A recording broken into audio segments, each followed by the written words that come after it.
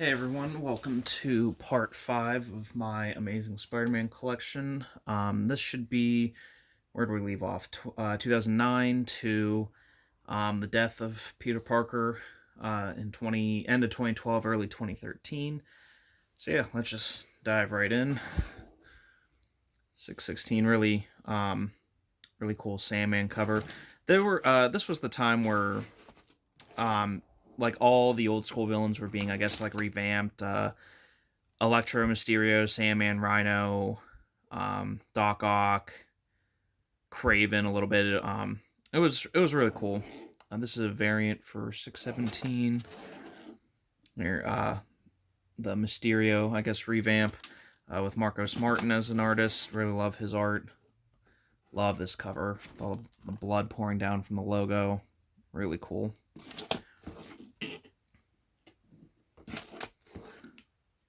I believe this is a Steve McNiven cover. Really nice. Morbius cover before he was portrayed by Jared Leto. Variant 623, I believe. Is this Joe Juice? Yeah, Juiceco, right there, signature. New Vulture. This is not Adrian Toomes. It's I forget what it is. He's like some sort of experiment. He's got like a weird jaw and fangs. 624 variant. New Rhino versus old Rhino.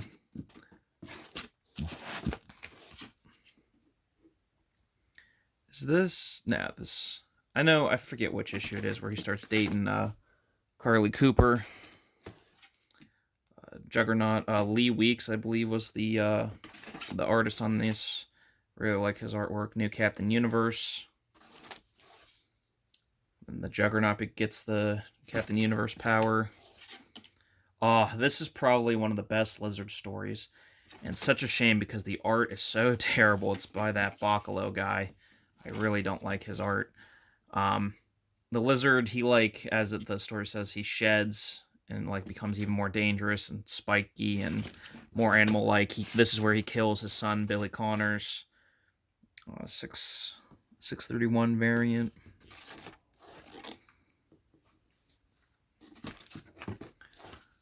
$632 variant.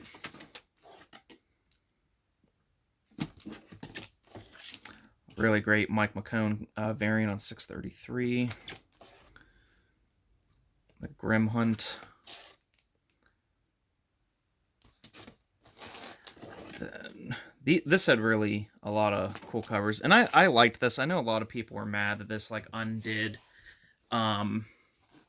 Craven's Last Hunt, but I don't know. It's sort of the argument I hear too, when people say "Oh, Tony Stark shouldn't be brought back in the MCU. That's just gonna erase the Endgame thing." It's I mean, no, because they didn't know. These characters don't know they're coming back. The writers do, or the company does, and the readers do. But the characters themselves don't know. It's when they're putting themselves in certain situations, they don't know that they're gonna make it out alive. And maybe just because I've read comic books for over 20 years that I'm just kind of used to the characters coming back all the time. So I don't know. To me, it's not a huge deal.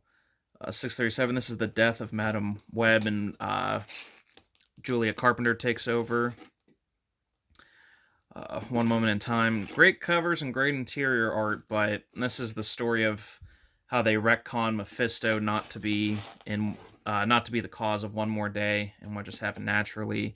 That story was also this is where it's revealed that Doctor Strange did the memory spell, kind of like in No Way Home, to have everyone forget that Peter Parker's Spider-Man. But if he takes off his mask and tells people that he's Peter Parker, all their memories come rushing back. Really cool. This next few covers, they're all connecting, except for this is a variant. Really cool. I don't know the artist on here, but basically chronicles all of the Brand New Day stories or characters and stuff that was happening for it all to conclude in 647, because 648 is the next start. This is where a lot of fans say their favorite Spider-Man stories start. I'm not a big fan of Ramos, so I do like this story though. I do like Big Time going forward. I liked what Dan Slott was doing. Blank variant. Actually, I have two of those. Yeah, I liked this. I liked Phil Urich as the new Hobgoblin. I liked the stealth suit. I liked that Peter was. I liked that Peter was using his smarts again. I liked that he was teaming up with Black Cat, taking on Kingpin. Second print variant on 651. Spider Slayers were back. Scorpion. Like, I don't know. I really liked this era. He had a job where he could come and go from. Stefano Caselli's doing the art on this, so he's a fantastic artist. I love his Spider-Man. Not Eddie Brock. Flash Thompson becomes Agent Venom. This was a really good time for Spider-Man, I think. Makes the bulletproof suit. He loses his spider sense. Just like interesting things were happening. Captain America variant on 656. He joins the Future Foundation because Johnny Storm dies, and I really like the Future Foundation suit. I don't know. He even says in it, he goes, "I look like Anti-Venom," but I'm like, Anti-Venom looks cool, so I really liked this suit. I wish that was his main suit for a while, but it's only when he's on the Future Foundation. Road to Spider Island. Yeah, look at that. Look at that Anti-Venom cover. You might not like the character, but I think he looks really cool. The Wraith, which is Yuri Watanabe, like in the Spider-Man 2 game. This was really cool. This was the precursor, or it was just a story. Infested, it says Road to Spider Island. It has nothing to do with Spider Island, but it's Betty Brant gets like hospitalized after being beat up or mugged. And it's Peter hunting down the guy that did it, and because they took her locket, which was her mom's locket. So it was a really nice story. I really appreciated it. Spider Island, I thought this was a really good story too. Everyone starts getting spider powers because of the Jackal. This is also the only thing I don't like about this story is how it concludes. Carly Cooper ends up breaking up with Peter because she's like, oh, I figured out you're Spider-Man, and you lied to me in that old BS. And then they're immediately working together in this next arc against the Vulture. And the Vulture, he has like underlings or teenagers that he's recruiting. This was a really cool story too. I don't want to ruin it, but so one of Peter's colleagues at Horizon Labs invents a time door into the next day. So, but like when him and Peter step through, like all of New York is like destroyed, and they get the newspaper, and Peter's trying to do everything he did, but he's trying to prevent this big cataclysm. And then he realizes the cataclysm is they left the door open the whole day and it was unstable, so it blew up and destroyed New York. So it was a really funny story. Obviously, they shut it in time and saved New York. Peter goes into space with Johnny Storm, who's back alive now, and something I know it's Doc Ock was planning something which was ends of the Earth. This story was okay. I do like this like spider armor outfit. A lot of people don't like it. I think it's cool. It's designed to take on all the members of the Sinister Six, which I feel like is something Peter definitely would make or have on hand. Avengers, they get like brain whammied by Doc Ock. Oh, such a cool cover too. Lizard, this is where Connor's brain, or the lizard brain is inside Connor's human body. Morbius tries helping him because Morbius also works at Horizon Labs, but he's like a secret member, so no one knows it's him. 690 variant. Just really, really great covers on a lot of these. 691 variant.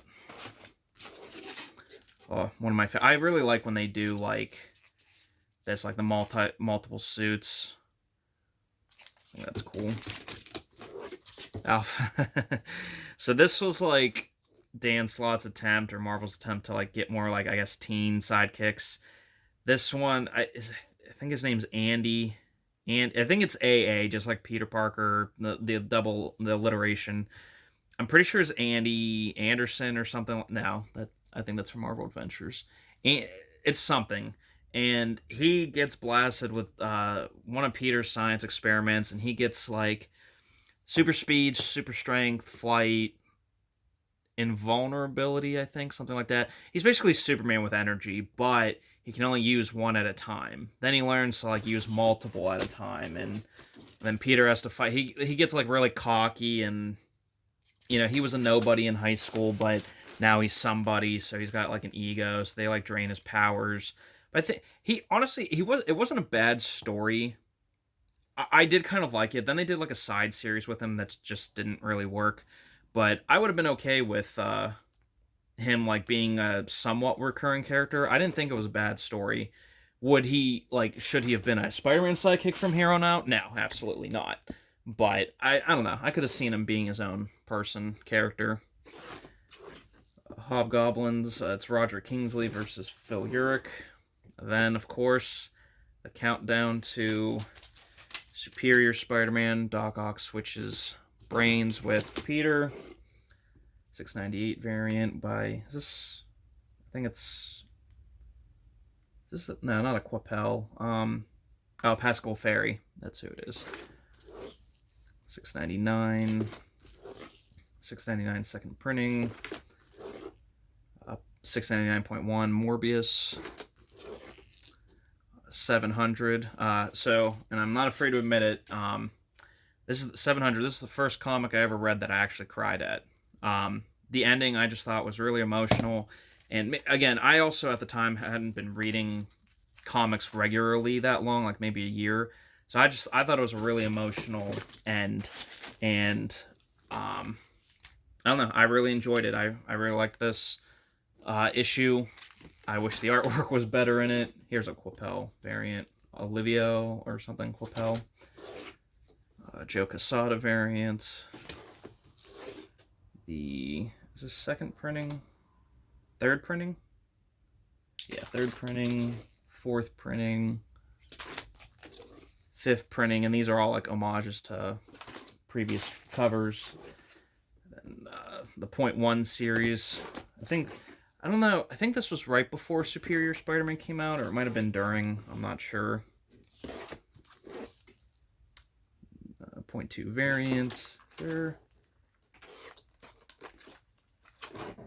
Oh, that was a variant. I was like, I think I have variants for all 4 of these issues. .3 variant. .4 variant. .5 and the .5 variant.